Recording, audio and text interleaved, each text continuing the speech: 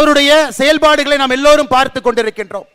தமிழகத்தில் எந்த அளவுக்கு சட்டம் ஒழுங்கு சந்தி சிரித்துக் கொண்டிருக்கிறதோ, இந்தியாவில் உள்துறை அமைச்சரை பொறுத்தவரை 100க்கு 100 என்கின்ற அடிப்படையில் மிகச் சிறப்பாக ஒரு உள்துறை அமைச்சராக நமக்கு பணியாற்றி கொண்டிருக்கின்றார். ஒரு பெரிய வேள்வி எடுத்தாங்க. மார்ச் 2026 இந்தியாவில் நக்சலிசம் என்கின்ற வார்த்தை இருக்கக்கூடாது என்கின்ற வேள்வி எடுத்தாங்க. கிட்டத்தட்ட இந்தியாவில் நக்சலத்தை முடித்தே விட்டார். இன்னும் 2 மாதம் தான் பாக்கி இருக்கு.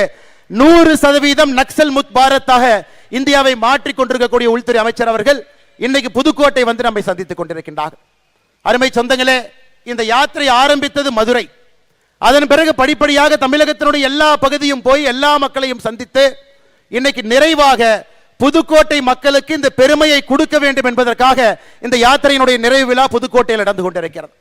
அருமை சொந்தங்களே, இன்னைக்கு நம்முடைய தமிழகத்தினுடைய முகமாக நம்முடைய மக்களுடைய நிறை குறை எதாக இருந்தாலும் கூட உடனடியாக நிவர்த்தி செய்து மக்களுடைய அன்பையெல்லாம் பெற்று வெற்றிவேல் யாத்திரையின் மூலமாக தமிழக சட்டமன்றத்தில் பல ஆண்டுகள் கழித்து 4 சட்டமன்ற உறுப்பினர்கள் அனுப்பி வைத்து நமக்காக பாடுபட்டு கொண்டிருக்கக்கூடிய நம்முடைய மத்திய இணையமைச்சர் அண்ணன் முருகன் அவர்கள் மேடையின் மீது இருக்கின்றார். தமிழகத்தினுடைய பிரபாரிகள், மிக மூத்த தலைவர்கள், அரசியல் அனுபவம் வாய்ந்தவர்கள், நேரடி அரசியலை பார்க்கிறாங்க.